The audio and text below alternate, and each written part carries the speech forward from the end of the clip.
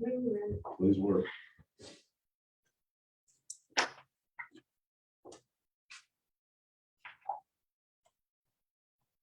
Yeah. Public works meeting in 303, are you gonna make it?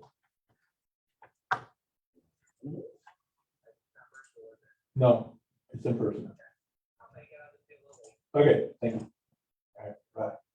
And CJ, Yeah, he thought it was virtual, so he'll be here in a few minutes, You know, a lot. or wherever he's coming from. good afternoon, everyone. The hour being 5:30 on Tuesday, May 10th, 2022. I will now call the Public Works and Service Committee meeting to order. Mr. Pritchloff, would you call the roll, please? Thank you, Madam Chair. Alder Jones, Present? Alder Lemke, Here. Alder Pathrath, Here. Alder Rouse on his way, Alder Perez. Present. Thank you, sir. The first order of the agenda is the approval of the minutes for April 26, 2022 meeting. Motion to approve. Is there a second? A second. It has been motioned and second to approve the minutes for April 26, 2022. Any questions, comments, corrections? Seeing none, all those in favor, please signify by saying aye. Aye. Opposed, the motion passes.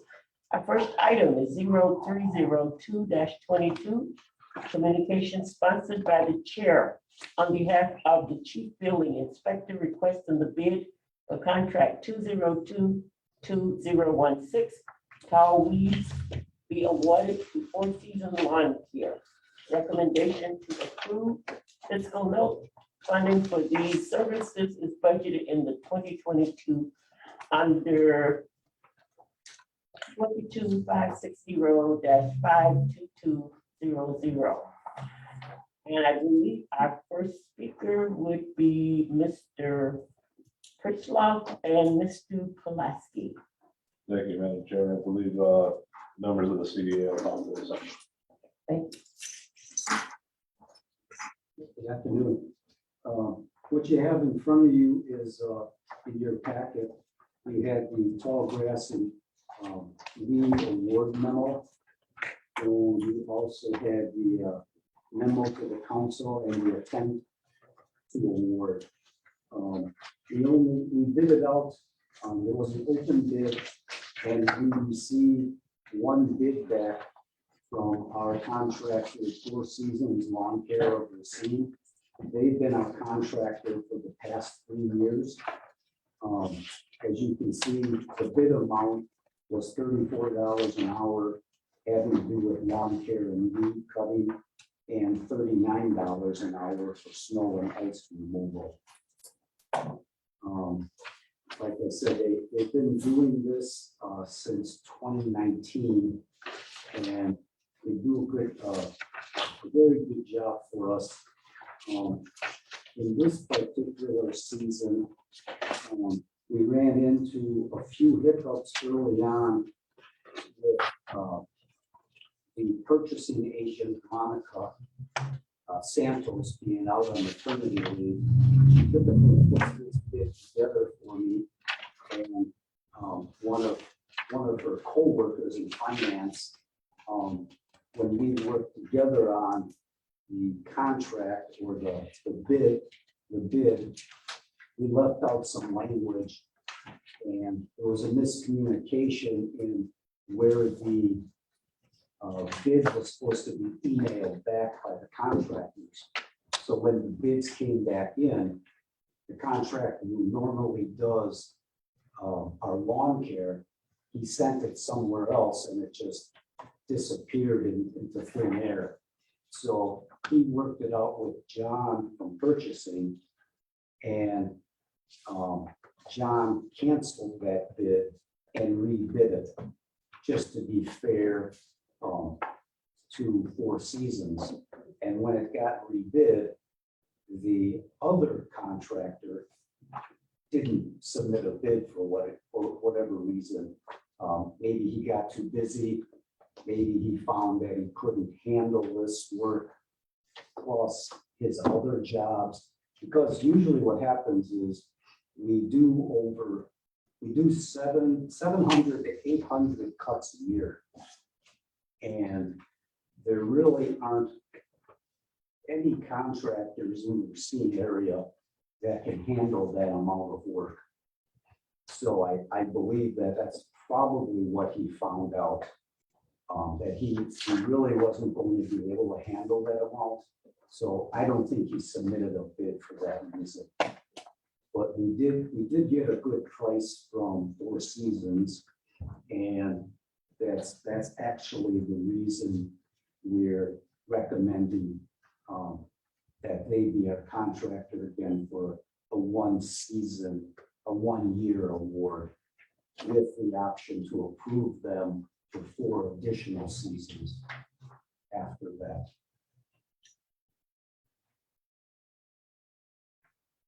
Thank you. Mr. Pulaski, Mr. Pritloff, did you have any comments on it at all? I do not have anything to add. Thank you. Any questions from committee members? Alder Perez. Yeah, why 4 additional seasons? Is that part of the contract originally when it's signed? We, the one last year, we typically do 1 year, and then we'll have additional seasons if things go well. The contractor does a good job, we're satisfied with them. We don't have to keep rebidding it every year. So we're just refinishing a contract that was a year plus 3 seasons. So we're satisfied with what he did. Now we're doing a season plus 4 years. Yeah, I don't think that's fair to the other people who might be in the business, even though we may not be familiar with them. Mhm. Are we bound contractually to add the 4-year possibility of rehiring? No, No. no, I don't believe so. We can still, every year, we can still open it up. But if we approve it with the 4 this time, we wouldn't open it next year or the year after if they do a good job, correct? Well, what you would be voting on, and I don't know, correct me if I'm wrong, Ron, it really is a vote for this 1 year. And then next year, it would be brought up again. It is a vote for this 1 year. And should the CDA want to bring them back, they would have to come back to this body to get that approved. So then what's the purpose of putting the 4-year possibility in the contract? Or in us voting for it? Well, if they don't get any bids, here we are back again. But wouldn't that be the case anyway? Well, not necessarily. I mean, they can go out and get prices from people like Redmond and Dresden.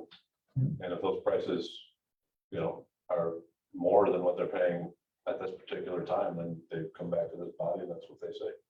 No, I understand that, but what I'm saying is,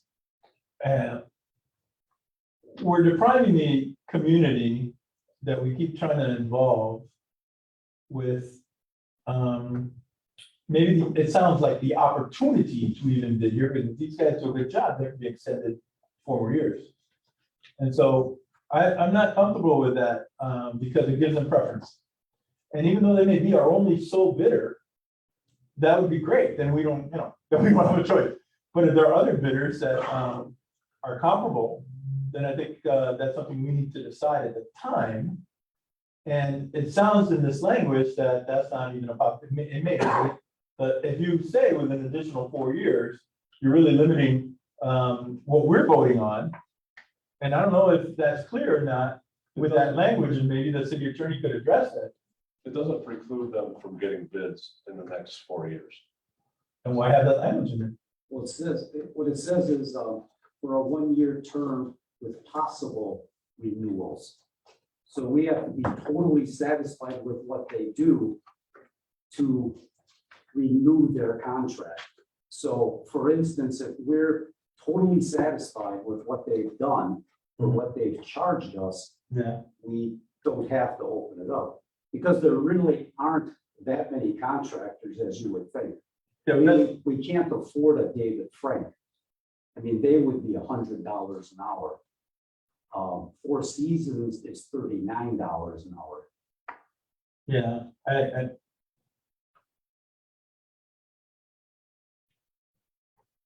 Commissioner Rooney. Yeah, I don't think it's like precedent setting either, because Alder Pres, we do something similar to this for utility locating services. So we hire a contractor to mark our streetlights or traffic signals, our fiber optic lines. And we do something similar. We will advertise, we'll get prices. When we get the lowest responsible bidder, when we come back to Public Works and Services Committee for that, we have awarded them for the year and up to, the way we phrase it, 4 one-year extensions.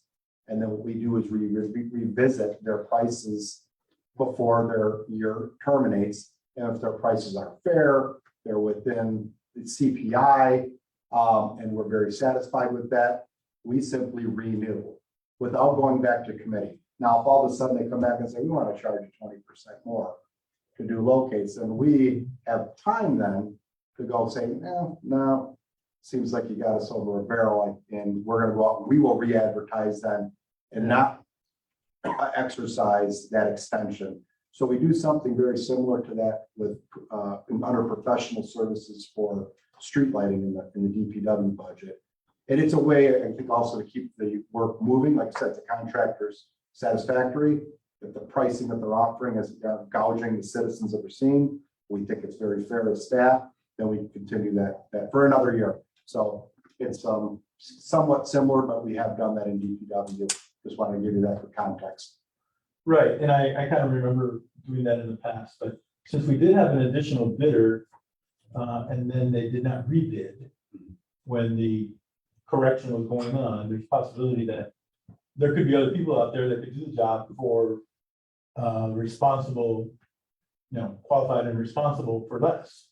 So I would like to make a motion that we remove the extension language from this proposal.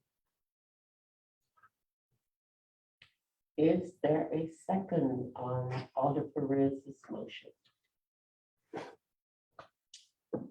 If not, the motion will die for the lack of a second.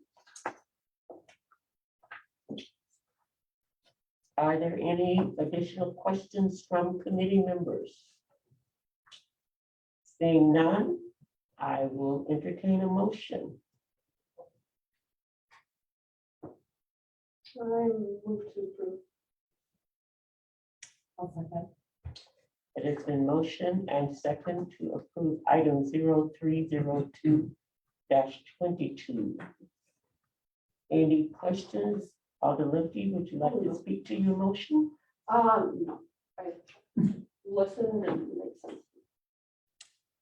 Seeing no further questions, comments, all those in favor, please signify by saying aye. Aye. Opposes? No. The motion passes. Our next item is 0325-22. Communications sponsored by the chair on behalf of the Department of Public Works, submitting bid results for contract 2022044 downtown lighting improvement. Staff recommendation that the contract for downtown lighting improvement be awarded to Will Surge Electric in the amount of $66,987, they being the lowest responsive bidder. Funding is available in ORDOC 45040575520 replacement city circuits. Mr. Betzlaff. Thank you, Madam Chair. On Wednesday, May 4th, we did, at 2 p.m., we did open bids for contract 2022-044 downtown lighting improvements, and we are submitting the same for your approval. We received 4 bids, and I'll read these off with the total respective of the prior name. Will Surge Electric Incorporated, $66,987.00. MP Systems Incorporated, $67,014.09. Outdoor Lighting Construction Company Incorporated, $99,228.53. Pro Electric Incorporated at $111,959.23. Public Works project was estimated at $60,000, and it is not a Racine Works program contract. It is recommended that this contract be awarded to Wilson Electric at their base bid of $66,987.00. And funding for the work is available under org object 45040-57520, replace city circuits. Thank you, Madam Chair. Thank you, Mr. Frisbee. Any questions from committee members? Alder Perez. Why is there a specific note that says that it is not a Racine Works program? We have this note in every award memo, and that indicates if the project is $200,000 or below, in that case, it does not fall under the ordinance for the Racine Works program. So anything $200,000 and above, it does fall under that ordinance. And we actually write that in as well. So it's just a clarity thing, is what we're going for. And the reason that is in the ordinance, all the pros, because it contracts $200,000 or less, the percentage of labor on them is probably pretty small as opposed to material costs. Mhm. So it's very difficult if you only have 2 or 3 people, say, working on a project or 4 to meet this, as opposed to a $200,000 or a $2 million project where quite a bit of the contract is labor. And that's why the Racine Works program ordinance applies only to those contracts for over 200,000. So the contractors know that as well. When we do advertise, whether they have to bid in accordance with the Racine Works program or not. So they can be prepared to make sure they employ city residents, or they don't have to worry about employing city residents. So. Gotcha. Thank you, sir. Any further questions from committee members? I just have one. That bid is pretty low compared to all the others. Are we sure that their services is going to be adequate since they are so low? I think so, because the difference between the first one and the second one is pretty minimal. So it's only about $1,000, maybe even a little less than that. 100. So, Within the last two, those are the two that I guess I was asking the question about, I guess. as far as that, Specify that. yeah, and as far as that goes, it's hard to speculate on why their number is the way their number is. It could be the amount of work they have in any given year. They might be busy, so they may have bid a little higher, but we are confident that that 66,000 is a good number. Because we had estimated 60, correct? Correct. Thank you. Any additional questions from committee members? If not, I will entertain a motion. Move to approve. It has been motion and second to approve item 0325-22. Seeing no further questions, comments, all those in favor, please signify by saying aye. Aye. Opposes? The motion passes. Our next item is 0326-22. Communication sponsored by the chair on behalf of the Department of Public Works, submitting bid results for contract 2022049 Kinsey to Roosevelt private drainage improvement. Staff recommendations, since no bids were received on the contract, that the project be rebid. Mr. Pritzlaw. So for Commissioner Rooney on this one. Yeah. Oh, okay. Thank you, Ron. Thank you, Madam Chair. So yeah, no bids were received on this one. Staff in the city engineer's office did reach out to some of the plan holders on that AW Oaks, Musson, Wanasek, I forget the fourth.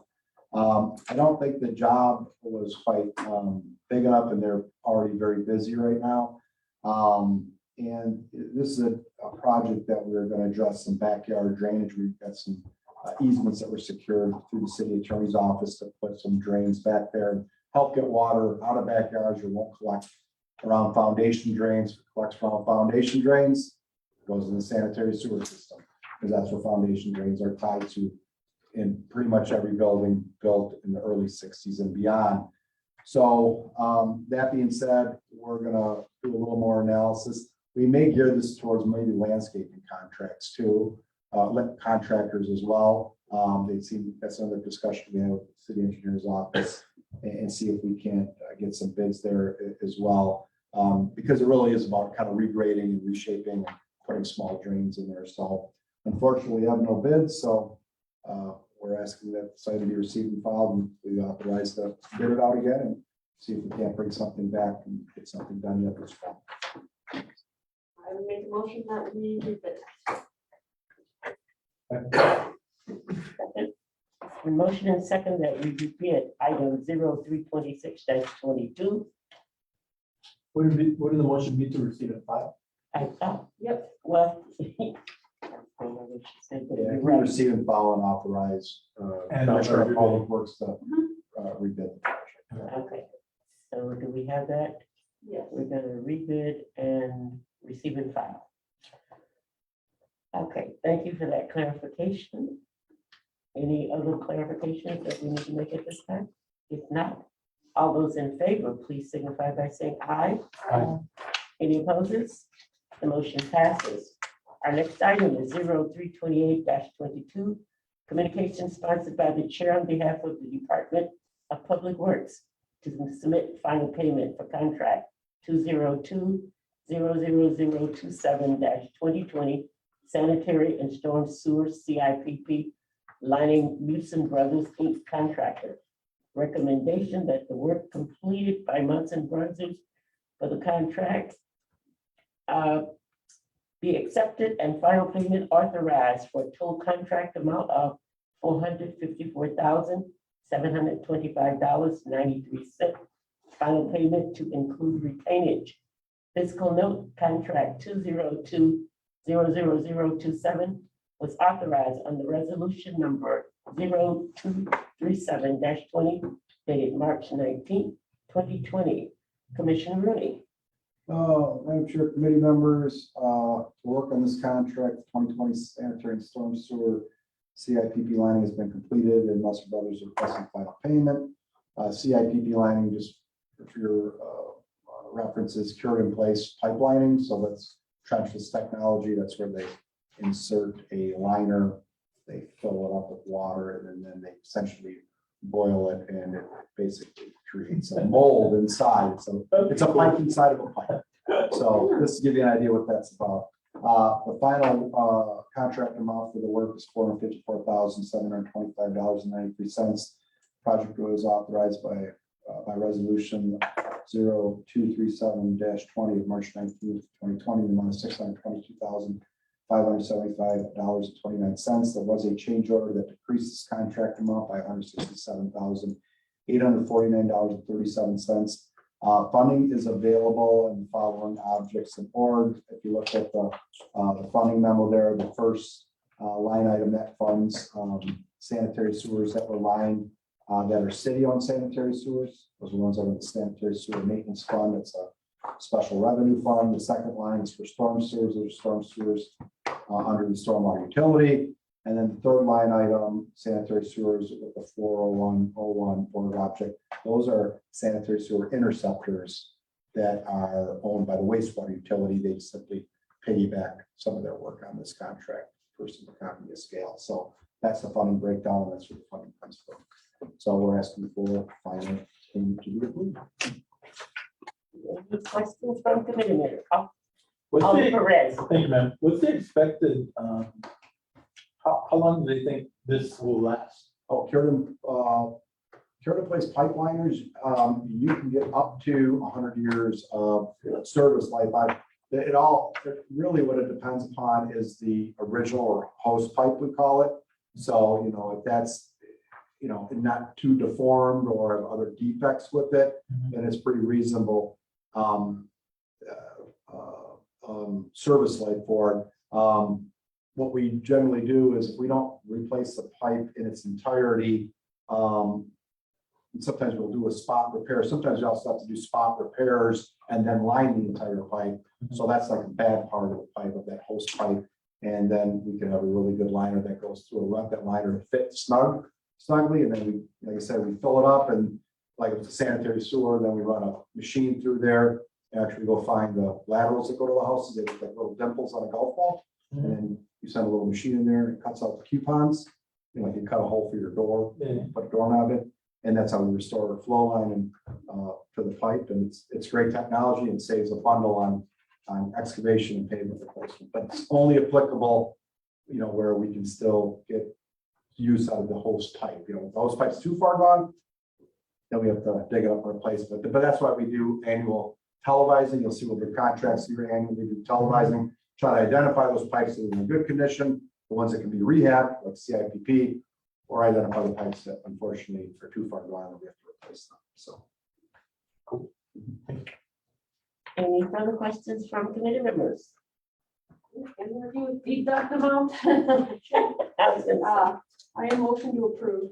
Second. say, the motion and second to approve item 0328-22. Alderman Lindsay, did you wish to speak to your motion? No, just NRU deduct amount, things that last 100 years, so. Sounds good to me.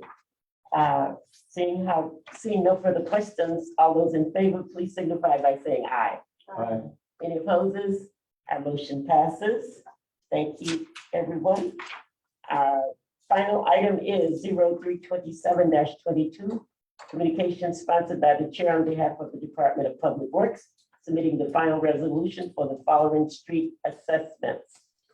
Portland Cement Concrete Paving, Belmont Avenue from Eisenhower Drive to Spring Street, Eaton Lane from Rapids Drive to Remain Avenue, Eaton Lane from Remain Avenue to the cul-de-sac, Olive Street to, Olive Street from Grove Avenue to Dead End, Olive Street from Illinois Street to Oregon Street, Roosevelt Avenue from the cul-de-sac to Bird Avenue, Thunderbird Drive from the Dead End to Marquette Street, Winthrop Avenue from Carpenter Avenue to Gates Court, the alley to Slauson Avenue to Washington Avenue, Taylor Avenue to Phillips Avenue. If you note, the asterisk is coordination, when you see that by any of the streets, it's coordination with the village of Mount Pleasant is required. And the bitumen is concrete paving, Belmont Avenue from Eisenhower Drive to Spring Street, Eaton from Rapids Drive to Remain Avenue, Eaton Lanes from Romaine Avenue to the cul-de-sac, Olive Street from Grove Avenue to the Dead End, Olive Street from Illinois Street to Oregon Street, Roosevelt Avenue from the cul-de-sac to Bird Avenue, Thunderbird Drive from Dead End to Marquette Street, Winthrop Avenue from Carpenter Avenue to Gates Court. And again, where you see the asterisk, that is the coordination with the village of Mount Pleasant. Mr. Rooney. Thank you, Madam Chair. So I think Alder Jones, Alder Lindsay, and Alder Perez have all been on Public Works and Services Committee when we've done public hearings, and then we have to take the results of public hearings back to committee. But I'm going to go through a quick refresher for all the panel right here. So we're at the last meeting when we conducted the public hearing. So we conduct public hearing for the improvements. After it's over, we have to wait 10 days because some people either can't make the public hearing, maybe they don't want to speak in public, maybe they just prefer to send an email or a letter in, and maybe voice their opinion a little more anonymously. So we hold that period open for a period of 10 days. So essentially, we close this on Friday, which should have been this last Friday, and then we tally the results of everybody who is on the project. There are many people that don't respond either for or against the project. Historically, I've been on Public Works Services Committee as staff for 22 years now. Historically, the way the committee has viewed public hearings, and if no one, speaks against the project,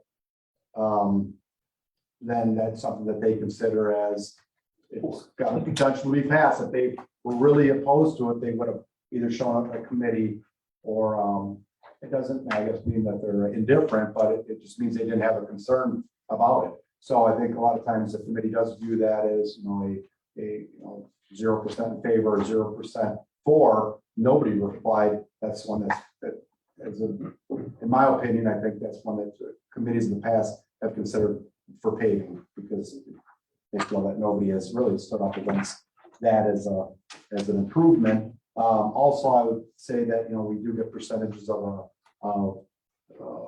property owners by the frontage basis that are opposed. Sometimes you have very small frontage. Sometimes you have nobody speaking for it.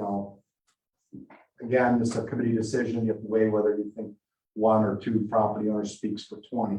So that's something else you want to think of. Then we do have, obviously, a plurality sometimes of people either for or against it, and that shows up in the results as well. And then lastly, then there is always your good judgment as to what needs to be done. Sometimes you may get 70% of the people who are opposed to a project that clearly needs to get paved. And then maybe it's been kicked down the road several times. So that's another decision you have to make as alders on this committee. So what we do for this part of Public Works Services Committee, we are bringing you the results of that public hearing back for consideration. We are going to go through each one of these items on this sheet here, if you have it, and we will present that to you, the information that we got based on the last 10 days of that being open. I think Ron went over these slides with you, the last Public Works Services Committee meeting and public hearing, gives you an idea, if you do defer a project, the costs could go up considerably the next, maybe in 5 years from now when staff can only bring it forward. I won't go through these in detail, but the backup for what you see for the property owners, either for or against the project, are on these sheets here. So these are actually where we have, in red, we'll have this person said no, either by petition or on their own. We'll have, that labeled on there. We have green, as obviously as the favor side, red is the opposed. So you can see on each of these projects, if you want to drill down further, we go to the percentages, what that all involved there too. So, you may get a short block, that has only 2 property owners on it, and so it's different. These are the things you have to weigh there. We'll go through and we'll take each street one by one. We'll start off with the first street. When we get going here, we'll go on, for example, Belmont. Then you'll consider whether you want to approve this in Portland cement concrete pavement or not. Now, let's say that you do support that, you approve that, then obviously we'll have to go to the second one, and that one you'll have to make a motion to delete because we have to pave it in one material or the other.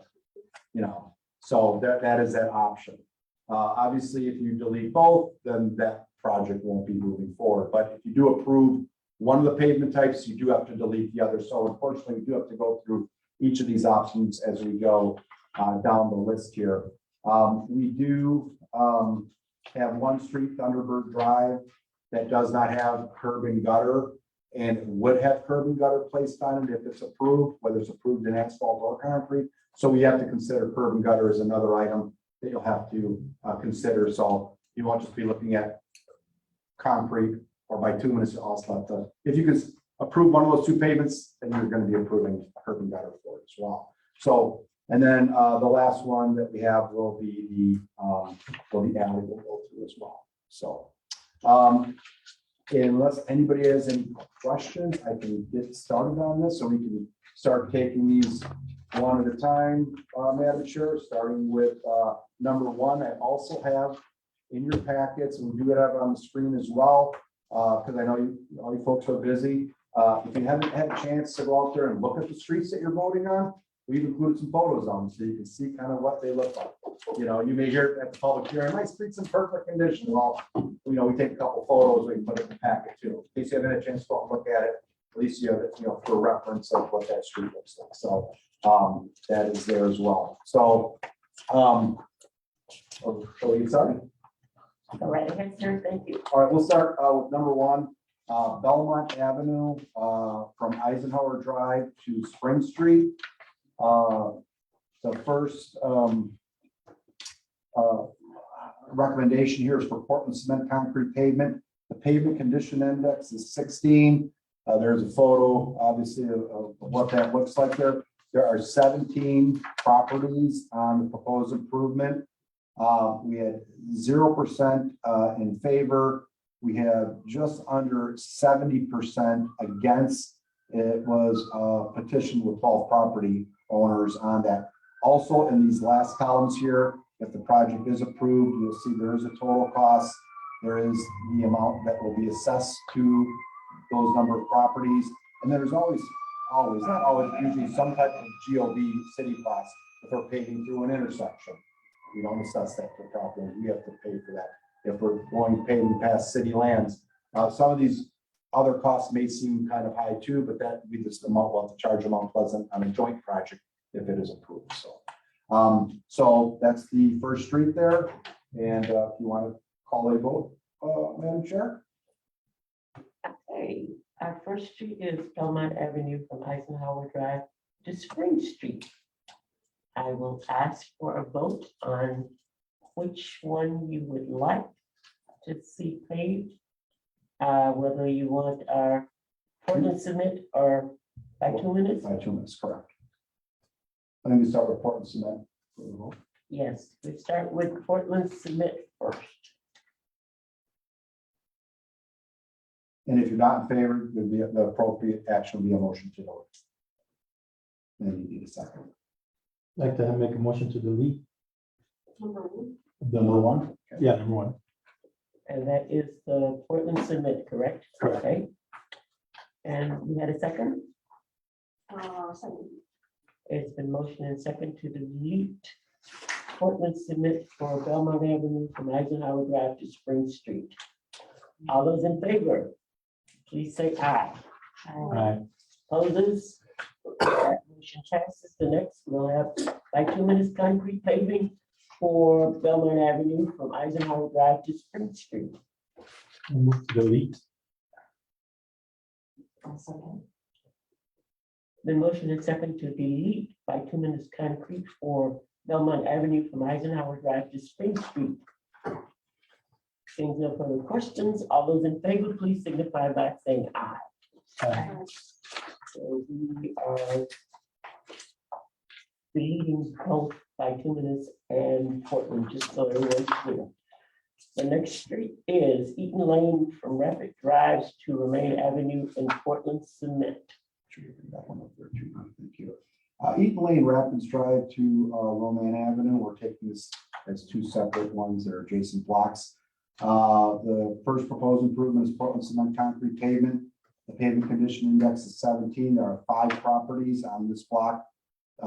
No one was in favor of the project. No one was opposed to the project. You see the total cost there. The amount that would be assessed. Eaton Lane, half of the road right of way is in Mount Pleasant. That's why the other cost is GOB, but it'll be billed to Mount Pleasant. So, and then we have some photos of this road for you as well. If you haven't had a chance to look in your packet, they're on the screen.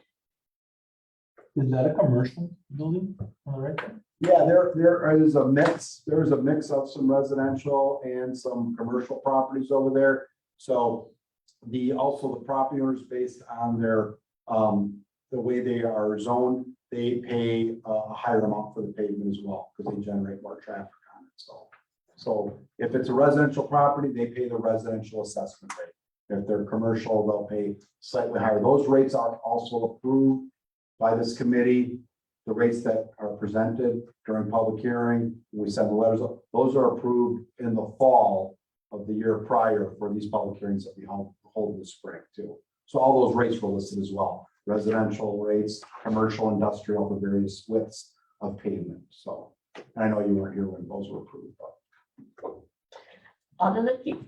I have a question, is, just to see how like it would hold up, are the businesses here something that would have like big trucks or something? I guess I don't know what kind of business, are they gonna be generating? So are they gonna be having big trucks come by or anything that they would need like? I guess that, Portland cement will hold up better.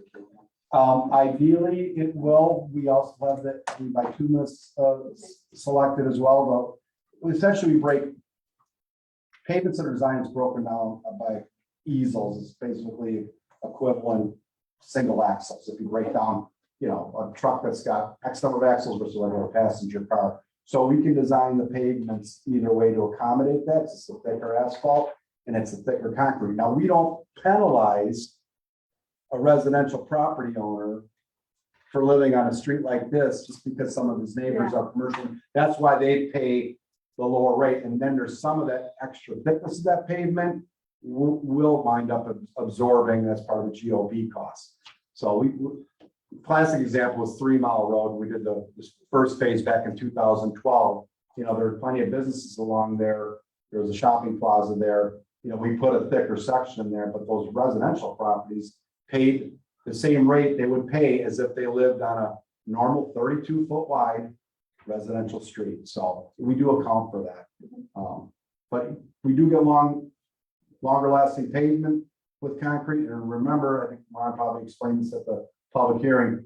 Once the street's paved in Portland cement concrete pavement, the assessment goes away. When the bituminous pavement reaches its useful service life, we'll be back here again, probably none of us in this room, but in 25 or 30 years, somebody's coming back and could ask those property owners because it's not being built out of a permanent pavement.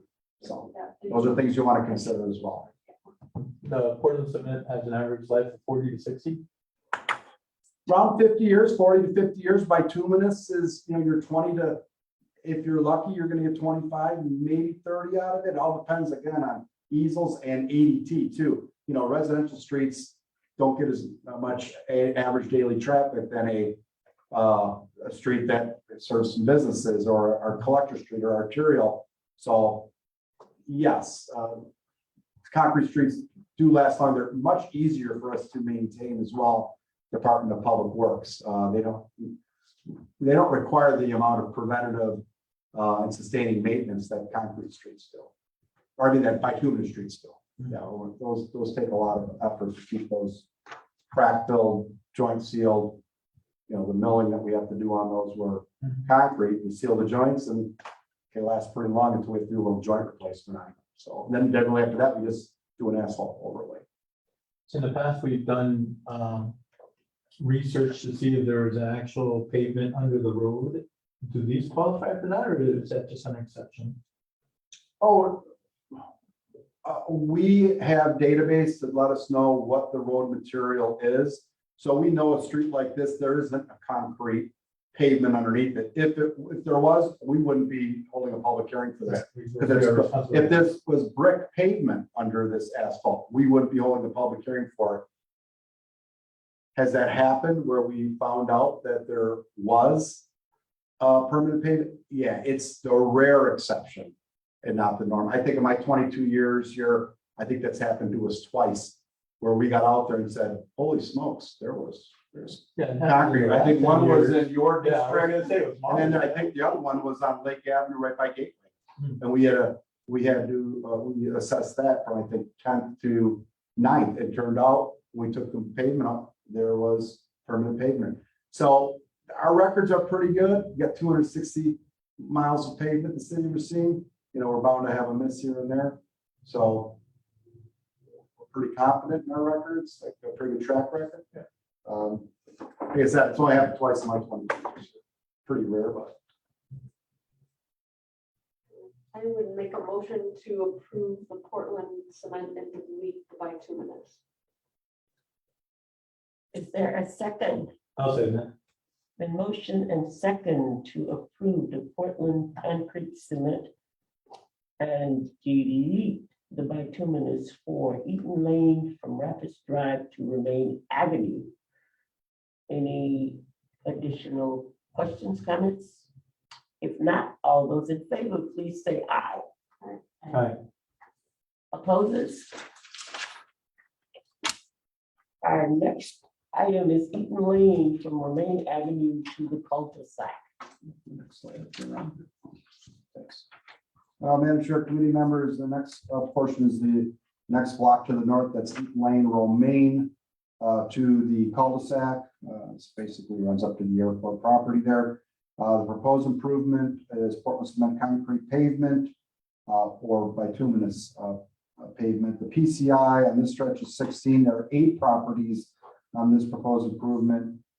We had 6.16% of the frontage in favor, and 6.16% of the frontage was opposed. So it amounted, I believe, to a property owner on each side. So with that, Any I open up to them or questions.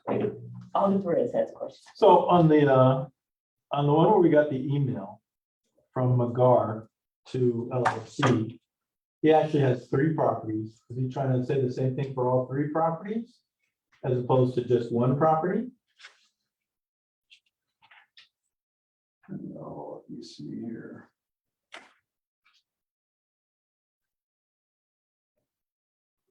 So that would be 3 out of 8, so it'd be much more than 6%.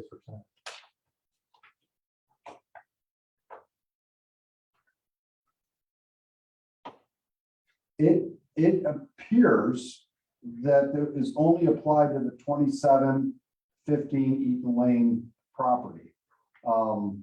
We don't have a record that he was opposed, or she, or whoever Magar LLC is, for the other two. Doesn't make any sense. I understand, but it could be that other folks operate those, or our tenants, they're gonna have to pay the bill. I don't know. I couldn't tell you. It's a great question. I suppose,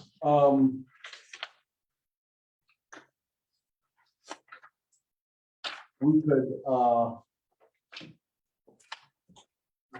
Scott thinks this, you could vote on this, we could double check this tomorrow, and if you want to change your mind on this particular one, once we get to the bottom of it, you can take separate consideration on it next Tuesday, And it's a fair question, but as the information we have listed, it's just opposed to that one property. I understand that LLC owns 3 properties, so. I think we have. I mean, the person who tallies this information has been doing it for years. Christine, and she's pretty good at it. She made it in the middle of the 3 properties, so that's what made me think, Good maybe question. this was for all 3 properties. I mean, if you want to move on the assumption it is for the property we have shown here, if we find some different information out, we can email that out to the committee members first thing tomorrow. And if that changes your mind, you can take separate consideration on it and change it. Okay. So I guess that would be a way to move forward. And Attorney Letney, I believe, is nodding that we can. That'd be do okay, that. Scott? Okay. So I will entertain a motion on what we want to do. I move to delete both. Is there a second?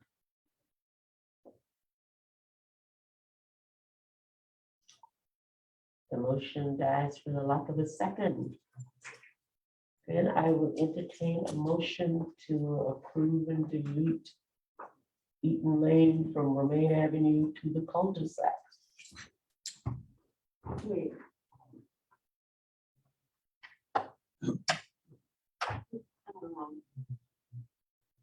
So he moved to, Delete both of them, but it failed because there was no Yeah. second. Oops, Commissioner Rooney? If I may,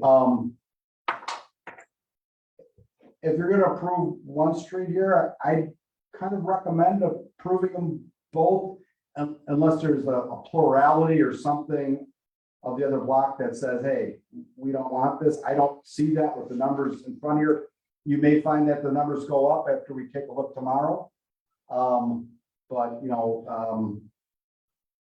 And we did approve Portland for for the first the section, first section. If you want to throw up the we'll first, probably get a better economy of scale too, pay 2 of these. Remember, these are the max rates they'll pay. If we get better bid prices, that's all they pay. They pay the max up to the assessed rate. So if the bids come in lower than that, that's what they pay. If the bids come in higher, the city eats that cost, so. Mr. President, do you want to just throw up the other slide again? Because it's the same street practically, and maybe if everybody sees it on the screen. This one? No, Both sections of both the, section of, yes. Okay, so this is the one you're considering right now. right now. Right. That's the Showed condition one of pavement. previously. Yep. And then this is the one, As you can see, it's in pretty bad shape. Both of them are. They're both They're same age 17, pavement, suffering the same type of pavement distresses. and they're 17, right? 17, Did we 16. go over what we normally do when the PSI gets to 17? Did we say that in for Mrs. Preston?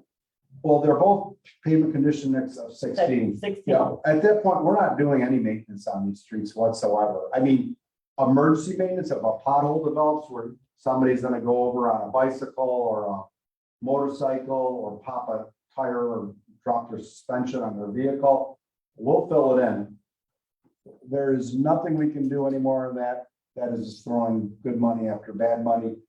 we're having trouble keeping up, trying to maintain the streets, we're trying to extend the life of that useful asset. We don't waste any resources on streets like this anymore. It'll just deteriorate further, and us and staff, like Ron explained, the public hearing, we can't bring it back for 5 years. So it'll be getting probably close to gravel in 5 years. I was gonna say, but just for clarity, the alderperson can bring it back.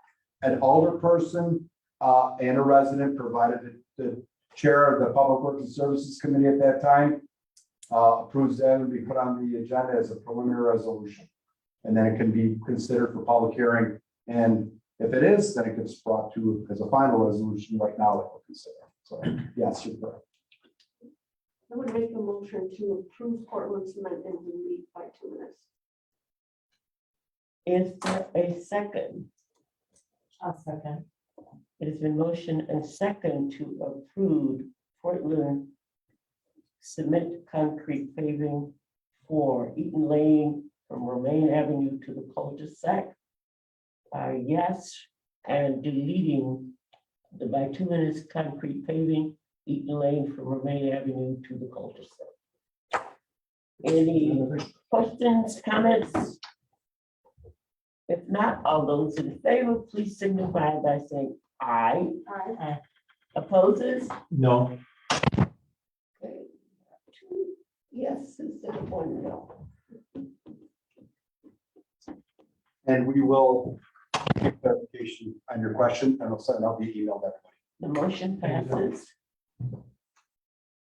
The next item is Olive Street from Grove Avenue to the dead end in Portland Cement, and Olive Street from Grove Avenue to the dead end and bituminous concrete. Any questions from committee members?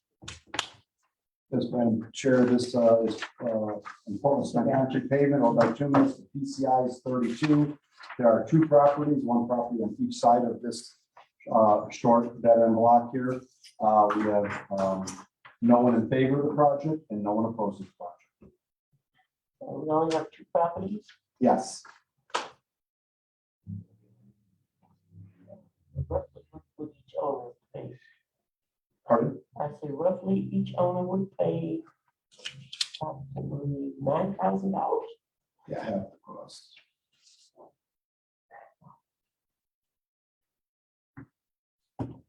Any questions from committee members? Now, I will entertain a motion. I move to delete both. Is there a second? I'll second.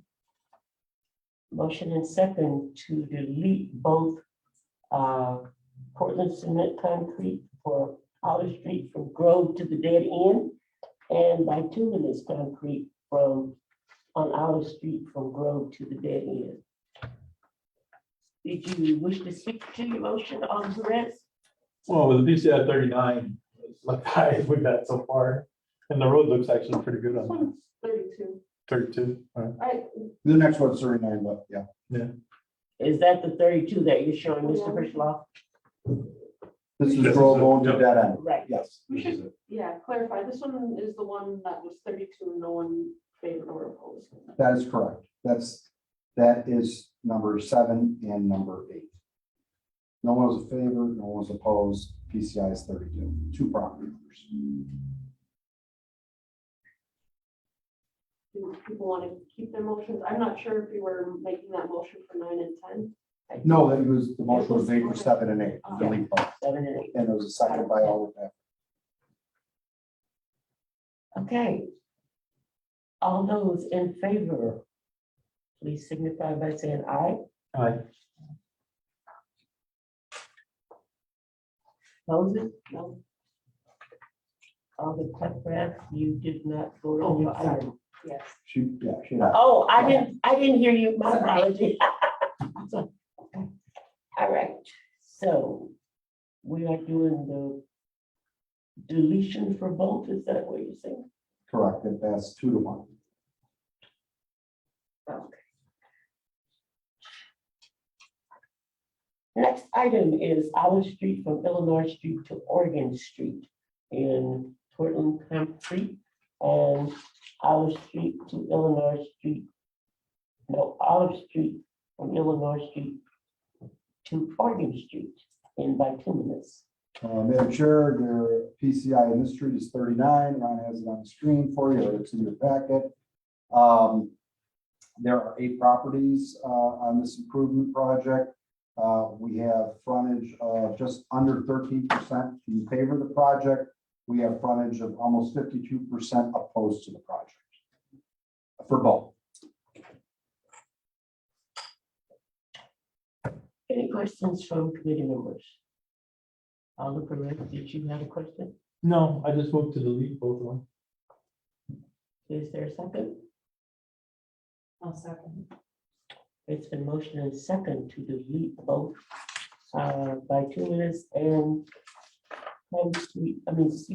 Portland Concrete for Olive Street from Illinois Street to Oregon Street. Any further questions on the motion? If not, all those in favor, please signify by saying aye. Aye. Opposes the motion passed. Thank you. Our next item is Roosevelt Avenue from the cul-de-sac to Bird Avenue in bituminous and Portland cement. Madam Chair, the PCI on this street is 21. There are 13 properties on the proposed improvement for both Portland cement, concrete pavement, and bituminous, with 0% in favor of the project, and we had 50.31% opposed. What does the PH phone call? On the feedback, PH? Yeah, we have you can either phone, email, very few people write letters anymore. So, yeah, they record it in favor or against. Or they spoke at, I'm sorry, not a phone call, public hearing. They spoke at the public hearing. My apologies.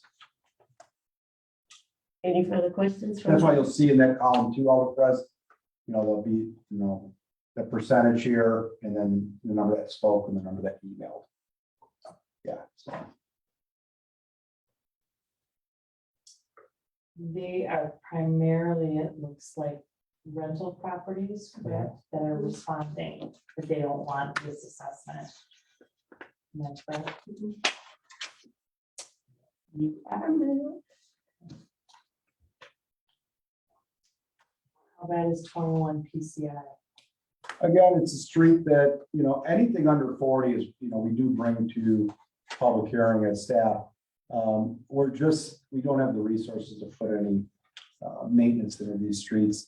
They'll deteriorate, just like the other ones. The deterioration curves generally, if you don't do anything with an asset over time, it just goes like this. We generally start doing preventative sustaining maintenance, and we try to flatten this curve out. We'll do like, some of that type of work. Then we'll do like an overlay of the road, and then we'll extend it out, and then we'll do something else. Eventually, we get to a point though, we do extend the life of the asset, but at this point, when we reach, if this is PCI and this is time, and here's that number 40, that's when we don't do any more activities to try to extend it. It's the area under the curve is the value, if you look at it, the cost. And we just can't get the area of the curve to get any bigger. Anything that we do, it just continues to deteriorate. So it will deteriorate over time. I've told alders in the past that something in the 30s, particularly the high 30s, especially if maybe this is first time around, it's going to last longer. It is. They're just going to have to pay for it at a higher price eventually when it gets approved. Those that are getting into the teens and the single digits, they really need to be acted upon. Remember, it's your public safety vehicles that need to get down these streets. We've got to plow them, and it's kind of becomes a bigger safety issue to the more than public. So 30s, I think you can have use of discretion there, but again, the decision is entirely up to the committee here. Does that answer your question, Oliver? Any additional questions from committee members? If not, then I will entertain a motion. On Roosevelt Avenue from the cul-de-sac to Bird Avenue.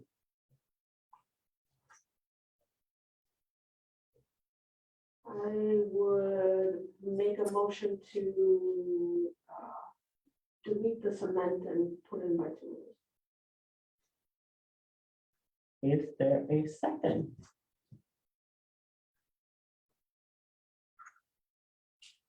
I'll second that. So we are, Second by 2 minutes, Say 2 minutes, yes, so get rid of the and then you're making a second to delete delete, the other one?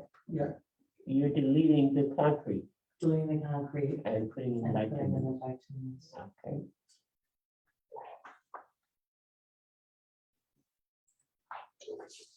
Any further questions, comments on the deletion of Portland concrete for Roosevelt Avenue from the cul-de-sac to Bird Avenue? All those in favor, please signify by saying aye. Aye. Any opposes? No.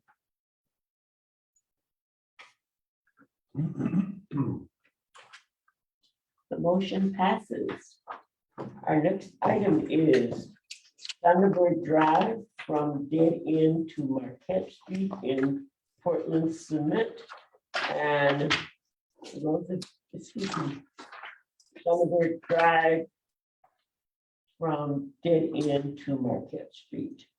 Madam Chair, we have options both Portland cement, concrete pavement, and bituminous. There is only one property on this proposed improvement. Thunderbird Drive, I don't know, most people probably never been on that side of town, even it's probably the northernmost street in the city of Racine. And it's only a half a right of way. It's a half a road. The center line is the dividing line between Racine and Caledonia. It's got half a road width and it's got a curb and gutter, and the other side is like a farm field. This particular end of it is the last stretch of it, and it's from Marquette to the dead end. It goes to the west, and the PCI is 9, so there is only one property owner. There's not like a property owner on the opposing side. That's why I wanted to explain that. So there's one property owner. We have the one property owner is neither in favor nor are they against the proposed improvement.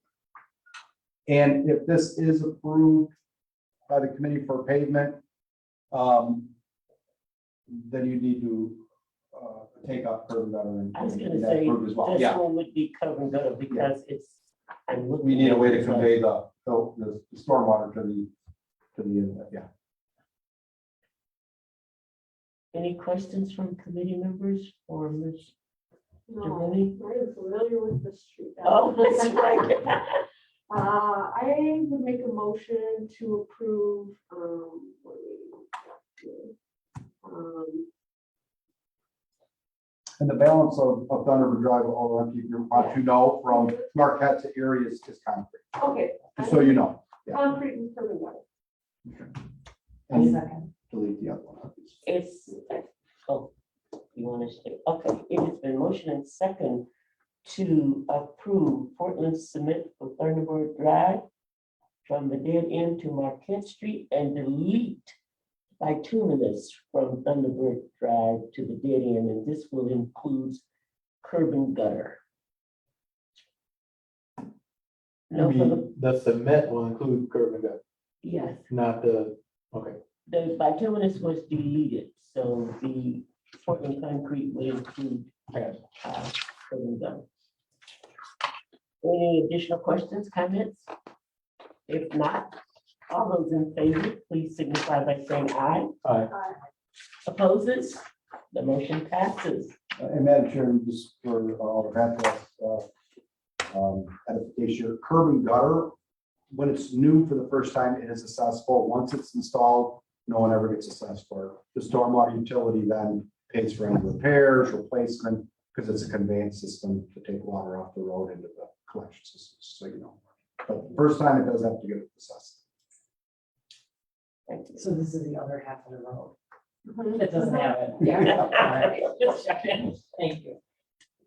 I think it's like a rental, Yeah, I think it is. and basically gravel. Our next street is Winthrop Avenue from Okay, Carpenter. did we vote? Yes, Mhm. yes. Sorry. We did, didn't I we? voted. So this is probably remember the last time that I was like, okay, what do we do? All right, Winthrop Avenue from Carpenter Avenue to Gates Court in bituminous or Portland cement. Madam Chair, the PCI is 23. I think Ron has it on the screen for you. There are 2 properties on that, and these 2 properties are on the city of Racine side.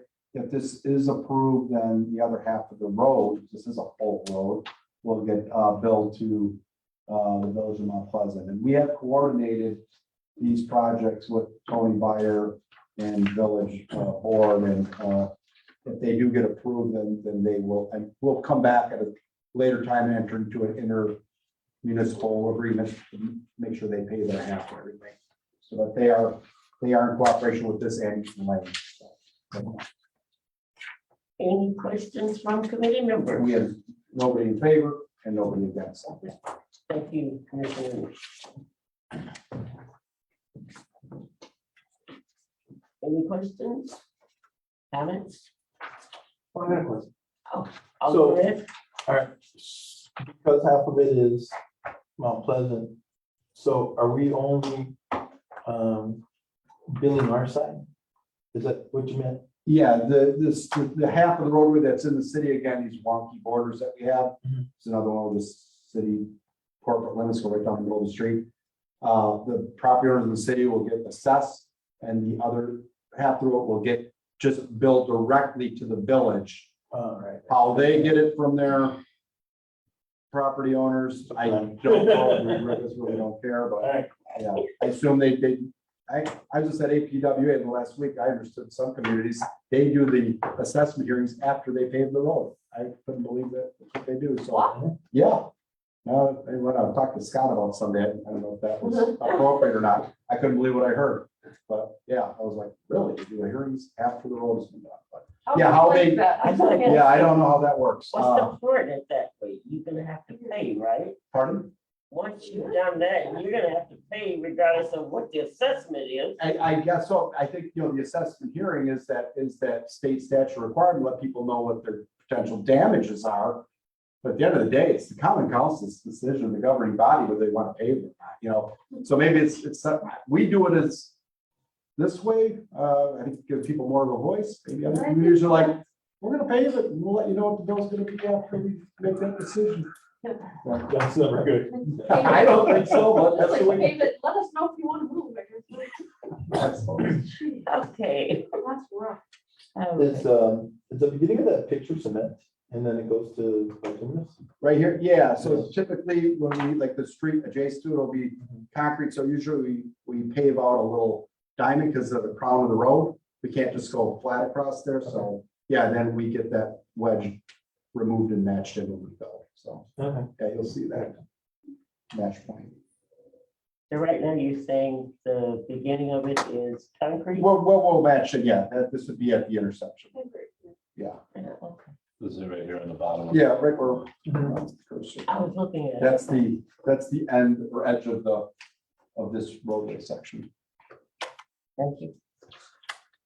Any further questions from committee members?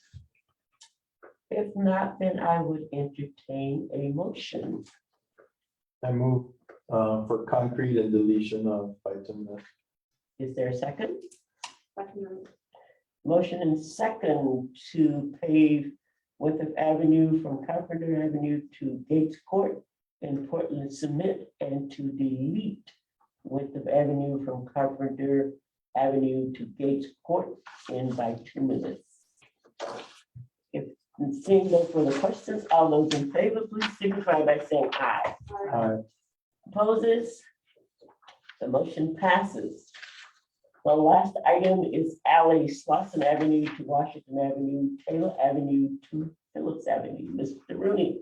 Thank you, Madam Chair. So Ron's got the photo up there. If you'd like to take a look at it, it's in your packets. No, This is the east-west alley bounded by Washington, Slauson, Taylor, and Phillips.